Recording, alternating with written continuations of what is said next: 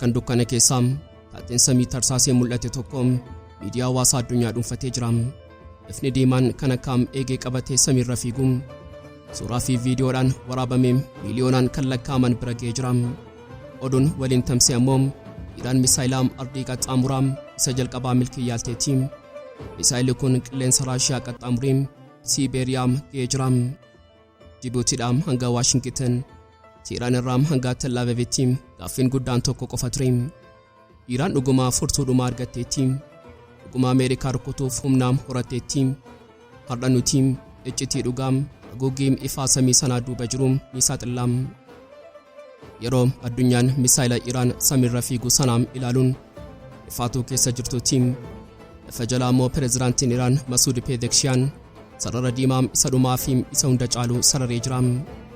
Oduun gabaasaa Aljeeziraa fi miidiyaalee idil addunyaarraa dhaga'ame waan laayyootti ilaalamu miti. Pireezidaantiin Iraan addunyaa duratti ba'uun yoo qaamni kamiyyuu keessumattuu Ameerikaan hoogganaa olaanaa keenyaa Ayatollah Ali Khamenei irratti xiyyeeffatee yookaan isa tuquuf yaalte labsii waraanaa waliigalaatiin deebiin isaa immoo badiisa daangaa hin qabne ta'a jechuun akeekkachiisaa lafee namaa cabsuu dabarsee jira. Maaliif Pezeshkiyan amma dhimma kana kaasee iccitii fi sababa akeekkachiisaa cimaa kanaa qabannee jirra. Haaluma wal fakkaatuun oduun gabaasaa basaasaa Aksiyoosii fi maddoota waraanaa Peentaagoon irraa ba'e akka saaxiluutti dooniin xiyyaara baattuu guddittiin USS Abraham Lincoln galaana tarsaastee gara ba'a giddu galeessaa dhiyaachaa jirti. Ishee duukaa immoo dooniin biraa USS George Bush jedhamtus qophiirra jiraachuun ishee dhagaamee jira. Bal'ina isaa qindeeffannee jirra. Greenland yeroo ammaa kana wiirtuu ibidda siyaasaa addunyaa taatee jechoota jaarraa tokko oliif waliin turan Ameerikaa fi Awurooppaa wal waraansiisuuf qarqararra geessee jirti. Oduun gabaasaa Bloomberg irraa ba'e waan gurri namaa amanuu dadhabudha.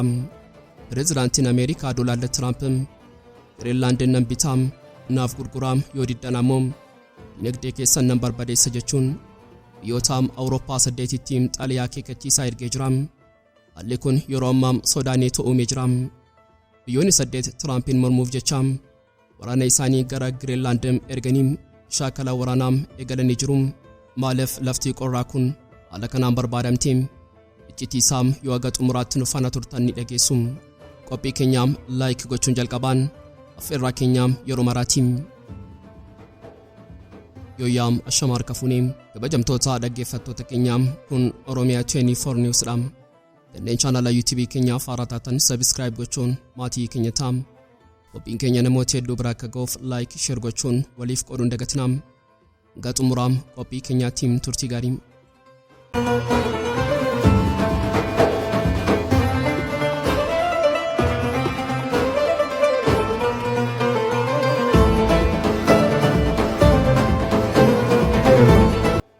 Seenaan ba'a giddu galeessaa yeroo barreeffamu boqonnaan addaa fi faajiin cichoominaa halluu dhiigaatiin barreeffame tokko kan warra hin jilbeenfanneef qophaa'ee jira.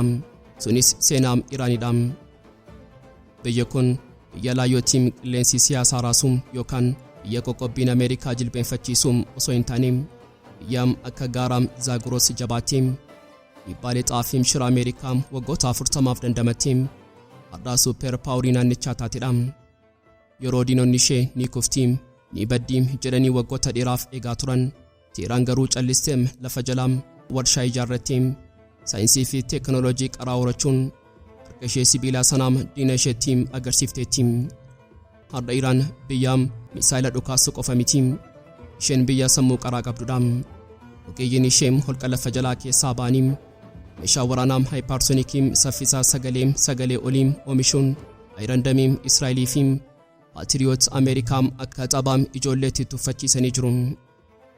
Eenyuyyuu haa ta'u pireezidaantii Ameerikaas ta'e mootii Israa'el jabina Iraan ignoorii gochuu hin danda'an. Sababiin isaa Iraan humna ishee alagaarraa hin arganne. Isheen humna ishee dhiigaa ijoollee isheetiin, cichoominaa saayintistoota isheetii fi kutannoo birmadummaa isheetiin ijaarratte. Addunyaan ammaa dhugaa tokko liqimsitee jirti. Iraan hin cabdu, Iraan hin jilbeenfattu. Haala kanaan osoo addunyaan jabina ishee dinqisiifachaa jirtu halkan dukkana keessaa taateen samii tarsaasee mul'ate tokko miidiyaa hawaasaa addunyaa dhuunfatee jira. Ifni diimaan kan humnaam Iraan isa dhokataam saaxiluun suuraa fi viidiyoodhaan waraabamee miiloonaan kan lakkaa'amu bira ga'ee jira. Oduun waliin tamsee ammoo kan onni namaa rurrukutuudhaan Iraan Misaa'ela ICBM yookaan ICBM isa jalqabaa milkii Yaalteetti. Misaa'illi kun qilleensa Raashiyaa qaxxaamuree Sibeeriyaa geera. Jibuutiidhaan hanga Waashingtan, Iraan irraa hanga Tel Aviivitti gaaffiin guddaan tokko qofa ture. Iraan dhugumaam furtuudhumaam argatteetti. Dhuguma Ameerikaa rukutuuf humna horattee jirti. Har'a nuti gama keenyaan ragaa dijitaalaa forensiisii fi xiinxalaa basaasaa fayyadamuun iccitii dhugaa haguuggii ifa samii sanaa duuba jiru ni saaxilla. Mee jalqaba irratti maaliif oduun kun yeroo ammaa kana akka ibiddaa boba'ee haa ilaallu. Sa'aatiin isaa tasamiitti ministeerri dhimma alaa Ameerikaa akeekkachiisa cimaa afaan Faarsiitiin barreessee Iraaniif ergee jira. Pireezidaantii Tiraamp wajjin hin taphatinaa. Yoo buufata keenya tuqxan humni isin argattan humna hamaa fi dhumaatiitiin akeekkachiisa kana booda battalumatti viidiyoon kun tamsee narratiivii yookaan ergaan jalaan dabarfamuuf barbaadamee ifaadha. Isin nu soraachisuu dandeessu, nuti ammoo misaa'ila qabna. Garuu dhugaan lafarra jiruu fi ragaan gareen qulqulleessitoota Aljeeziraa Digital Investigation Team bira argamee iccitii biraa baasee jira. Viidiyoon addunyaa raase sun kan Iraan miti kan Raashiyaas miti. Iccitiin saaxilamee akka mul'isutti suuraan sun kan waraabame baatii adoolessaa bara 2025 keessa yoo ta'u kan agarsiisus guggifamaa rookeetii hawaa Chaayinaa Tianzhou 9 jedhamudha. Rookeetiin kun buufata hawaa Wenchang kan odolaam Hainaan irra jirurraa ka'ee gara buufata hawaa Chaayinaatti meeshaa fe'ee yeroo deemu kan waraabamedha. Ifni sun vapor trail yookaan urrii boba'aa rookeetii kan yeroo aduun lixu yookaan baatuun ifa uumuudha malee misaa'ila waraanaa Iraan miti. Garuu asirratti qabxiin guddaan viidiyoon sun soba ta'uu isaa qofa miti. Gaaffiin jabaan gaafatamuu qabu maaliif yeroo kana filatan? Eenyutu viidiyoo kanaam deebisee haaromsee gadi dhiisee? Kun waraana odeeffannootiin tarii qaamoleen waraanaa barbaadan sodaa uumuudhaan Tiraamp tarkaanfii akka fudhatu dhiibbaa gochuuf ta'uu danda'a. Yookiin ammoo qaamoleen Iraan deeggaran amalee uummataa akka kaasuuf fayyadamuu danda'u. Haa ta'u malee oduun sobaa kun dhugaa lafa jiru tokko dhoksuu hin danda'u. Iraan Misaa'ela ICBM qabaachuu baattus teekinooloojii hawaa qabdi. Akka saayinsii waraanaatti biyyi rookeetii saatalaayitii baatee hawaa keessa galchuu qabdu. Beekumsa sana gara misaa'ila waraanaatti jijjiiruuf yeroo dheeraa ishee hin fudhatu. Kanaafuu Ameerikaan kan dhiphattuuf viidiyoo sobaa sanaaf osoo hin taane dandeettii dhokataa Iraan qabduufi oduun Raashiyaa waliin taaniin yaalii godhan jedhu kunis yoo viidiyoon sun soba ta'eyyuu hariiroon Iraanii fi Raashiyaa gara sadarkaa waraanaatti ce'uusaa waan beekaniif uummanni salphaatamanii. Wanti har'a barru kun addunyaan keenya dirree waraanaa ta'uu isheeti. Misaa'illi dhugaa osoo hin dhukaa'in misaa'illi dijitaalaa sammuu namootaa raasaa jira.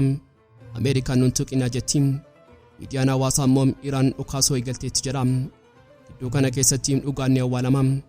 Tiraamp misaa'ila Iraan rukutaa jedhee yeroo dhaadatu Iraan ammoo iccitii ishee lafa jalaa dhokfattee oduuwwan akkasii akka gaachanaatti fayyadamti.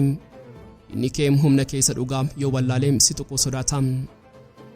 Xumura irrattis Iraan Misaa'ela ICBM teesti gochuu ishee kan mirkaneessu yookaan ragaan mootummaa Iraan irraa argamee jiru. Garuu hurriin sobaa kun ibiddi dhugaa lafa jalaa jiraachuu isaa akeekkachiisa. Oduun kun kan nu barsiisu Iraanii fi Ameerikaan waraana qawwee duraa waraana sammuu keessa jiru. Injifataan ammoo namicha dhugaa qabate osoo hin taane namicha narratiivii yookaan seenessa isaa gurgurachuu danda'edha. Dhiphinni baa giddu galeessaa sadarkaa sodaarraa gara sadarkaa murtoo dhumaatiitti ce'ee jira. Yeroo addunyaan misaa'ila Iraan samiirra fiigu sanaan ilaaluun ulfaatuu keessa jirtutti lafa jalaa immoo pireezidaantiin Iraan Masuud Pezeshkiyan sarara diimaa isa dhumaa fi isa hunda caalu sararee jira. Oduun gabaasa Aljeeziraa fi Miidiyaalee idil addunyaarraa dhagaamee wallayyootti ilaalamu miti. Pireezidaantiin Iraan addunyaa duratti ba'uun yoo qaamni kamiyyuu keessumattuu Ameerikaan hoogganaa olaanaa keenyaa Ayatollah Ali Khamenei irratti xiyyeeffattee yookaan isa tuquuf yaaltee labsii waraanaa waliigalaatiin dabeen isaa immoo badiisa daangaa hin qabne ta'a jechuun akeekkachiisa lafee namaa cabsuu dabarsee jira. Maaliif Pezeshkiyan amma dhimma kana kaasee? Deebiin isaa Waashingtan irraa dhufe. Pireezidaantiin Ameerikaa Doonaald Tiraamp gaazexaa Politico wajjin turtii taasiseen isaam isa dhokotaam ifatti saaxilee jira. Tiraamp amma yeroo Iraaniif hooggansa haaraa itti barbaannu ga'ee jira jedha. Kun siyaasa salphaa miti. Kun mootummaa fonqolchuu fi hooggansa biyyattii jijjiiruuf Ameerikaan karoora qabaachuu ishee mirkaneessa. Dubbiin Tiraamp kun Teheraan keessatti akka labsii waraanaatti fudhatama. Iraan keessatti Ayatollah Ali Khamenei jechuun nama tokko qofa miti. Inni mallattoo warraaqsa Islaamaa, wiirtuu siyaasaa fi abbaa fuuraa biyyattiiti. Isa tokkoon Iraaniin lafarraa wajjin tokko jedhamee fudhatama.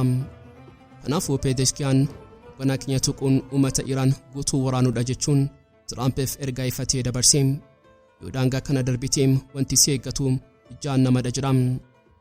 Iccitiin guddaan as keessa jiru Tiraampiif Israa'el tooftaa mataa kutuu jedhamu yaadaa jiraachuu isaaniiti. Kunis yoo Khameneiin dhabamee sirni Iraan ni digama jedhanii tamanu. Garuu Pezeshkianiif Jeneraalonni Iraan waan tokko addunyaa barsiisanii jiru. Iraan biyya namni tokko yoo du'e diigamtuu osoo hin taane biyya caasaa jabaa fi onnee tokkummaa qabdudha. Pezeshkian rakkoo uummataa keenyaa hiyyummaan dhiphinni jiru sababa qoqqobbii Ameerikaa fi michoota isheetti malee sababa hooggansa keenyaa miti jechuun shira dinagdee Ameerikaa saaxilee jira. Galaanni Bahaa giddu galeessaa yeroo ammaa kana calleessa sodaatamaa keessa jira. Garuu calleensi kun nagaa osoo hin taane faatii magaalota waraanaa dambaliirraa eeguuf qophii taamaa jirudha. Addunyaan Tiraamp nagaa buuseera jechuun yeroo yaaddu lafa jala garuu Waashingtan, Tel Aviv fi Teheraan gidduutti taphacheezii lubbuu fi du'aa kan takkaa mudateen beeknetu taphatamaa jira. Oduun gabaasaa basaasaa Aksiyoosii fi maddoota waraanaa Pentaagoon irraa ba'e akka saaxiluutti yooniin xiyyaaraa baattuu guddittiin USS Abrahaam Lincoln galaana tarsaastii gara Bahaa giddu galeessaa dhiyaachaa jirti. Ishee duukaa immoo dooniin biraa USS George Bush jedhamtus qophiirra jirti.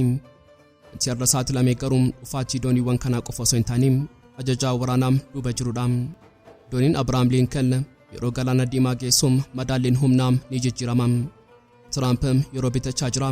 Iraanis yeroo bitachaa jirti. Israa'el ammoo sodaa keessa jirti.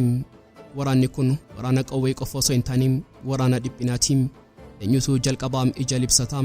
Tiraamp immoo Iraan yeroo dhiyootti deebisaa lafarratti argina. Dhugaan jiru garuu dooniin dhufaa jira. Qophiin xumuramee jira. Ibiddi naannawaa Bahaa giddu galeessaa keessatti qabachuuf yeroo qofaam eeggachaa jira. Kaarsaa addunyaa yeroo ilaallu odolli guddaan kan cabbii adii uffatee fi qorraan liqinfamee mul'atu tokko jira. Maqaan isaa Greenland yookaan lafa magariisaa jedhama. Maqaan isaa magariisaa haa jedhamu malee lafti isaa cabbii qofa fakkaata. Garuu yeroo ammaa kana lafti cabbii kun wiirtuu ibidda siyaasaa addunyaa taate michoota jaarraa tokko oliif waliin turan Ameerikaa fi Awurooppaa wal waraansiisuuf qarqararra geessee jirti. Oduun gabaasaa Bloomberg irraa ba'e waan gurri namaa amanuu dadhabudha. Pireezidaantiin Ameerikaa Doonaald Tiraamp Greenland nan bitaa naaf gurguraa yoo diddan ammoo dinagdee keessan nan barbadeessa jechuun biyyoota Awurooppaa 8tti xalayaa akeekkachiisaa ergee jira. Kun dippiloomaasii miti, kun doorsisaa gurgurtaati. Mee seenaa fi iccitii Greenland haa qorannu. Maaliif Tiraamp lafa qorraa kana barbaada? Namichi kun daldalaa lafaati. Inni waan faayidaa hin qabne bituuf hin fiigu. Iccitiin isaa lafa jala jira. Greenland kuusaa albuudaawwan addaa kanneen teekinooloojii ammayyaawaa misaa'ila waraanaa fi elektirooniksii oomishuuf murteessaa ta'an qabdi. Yeroo ammaa kana albuuda kana 90% kan to'atu Chaayinaadha. Tiraamp yoo Greenland qabadhe Chaayinaa jilbeenfachiiseen furtuu teekinooloojii addunyaa harka kiyya galfadhaa jechuu yaada. Dabalataan sababa jijjiirama qilleensaatiin cabbiin yeroo baqu karaan doonii haaraam banamaa jira. Karaan kun daldala addunyaa saffisiisuuf isaa Suez Kanaal caalaa barbaachisaadha. Kanaafuu Tiraamp cabbii osoo hin taane tarsiimoo jaarraa 21ffaa bitachuuf barbaadaa jira. Garuu Awurooppaanis gowwaa miti. Jarman, Faransaay, Ingiliz fi biyyoonni Iskaandineeviyaa Tiraamp sarara diimaa darbeera jechuun dallansuudhaan kaanii jiru. Ministeerri maallaqaa Jarman Lars Klingbeil Berliin keessatti miidiyaa duratti ba'uun kun xaba miti, kun saamichaadha. Nuti Awurooppaanonni meeshaa waraanaa dinagdee baasuuqaa jedhamu qabna. Isas Tiraamp irratti dhukaasuuf qophiidha jedha. Baasuuqaa jechuun meeshaa waraanaa lafarraa osoo hin taane meeshaa dinagdee Awurooppaan ittiin diina ishee hudhuun adabduudha. Tiraamp gibira dhibbeentaa 10 hanga 25tiin oomisha keessan irratti nan kaa jedheem yoo doorsisu Awurooppaan ammoo nuti immoo daldala Ameerikaa cufnaam jechuun deebistee jirti. Wanti nama dhibuun Tiraamp seenaa fi birmadummaa biyyaam akka taphaam monopooliitiim ilaaluu isaatiin. Xalayaa inni muummee ministeera Norweey Yoonaas Gaarisoodiitiif barreesse keessatti addunyaan nagaa kan taatu yoo nuti Greenland gootummaatti to'anne qofaam. Tiraamp seenaa biyya tokko iduruu wajjin wal bira qabuun tuffii inni birmadummaa biyyootaaf qabu agarsiisa. Inni Greenland akka lafa gurgurtaaf dhiyaateetti ilaala malee akka biyyaam uummata qabduutti ilaalu. Muummeen ministeera Ingilizii Keir Starmer iccitii kana hubachuun Greenland kan uummataa Greenland FM Denmark qofa jechuun falmee jira. Garuu Tiraamp kana hin dhaggeeffatu. Inni nageenyaam Ameerikaa sababa godhachuun Raashiyaa fi Chaayinaan achitti dhiyaachaa jiru. Kanaaf waan fudhachuun qaba jira. Dhugumatti Ameerikaan uffata waraanaa Zul Air Base jedhamu humna guddichaa qabu Greenland keessaa qabdi. Garuu Tiraamp buufata qofa osoo hin taane lafa sana guutuu irratti abbaa ta'uu barbaada. Haalli kun yeroo ammaa sodaa neetoo uumee jira. Biyyoonni 8 jechuunis Faransaay, Jarman, UK, Neezerlaand, Denmark, Norway, Sweden fi Finland Tiraampiin mormuuf jecha waraana isaanii gara Greenland erganii shaakala waraanaa eegalanii jiru. Seenaa neetoo keessatti bichoonni pireezidaantii Ameerikaa sodaatanii yeroo of eeggannoo godhan isa jalqabaati. Wanti irraa arginu jijjiirama sirna addunyaati. Ameerikaan yeroo hundaa birmadummaa biyyaa kabajnaa jetti turte. Adda garuu Tiraamp dhufee lafa barbaade nan bitaam yoo diddannan kutaam jechaa jira. Greenland cabbii qofa osoo hin taane mallattoo olaantummaa addunyaati. Yoo Tiraamp Greenland bituu yookaan humnaan fudhachuu danda'e biyyoonni biroos boruu lafa isaanii gurguruuf yookaan dhabuuf dirqamuu danda'u. Egaan kabajamtootaa dhaggeeffattootaa Oromia 24 News qophii guyyaadhaaf qabannee dhiyaannee asuma irratti goolama. Kanneen chaanala YouTube keenya Har'a taatan subscribe gochuun maatii keenya ta'aa. Qophiin keenya namoota hedduu bira akka ga'uuf like share gochuun waliif qooduun dagatinaa. Hanga xumuraatti waan nu faana turtaniif galatoomaa.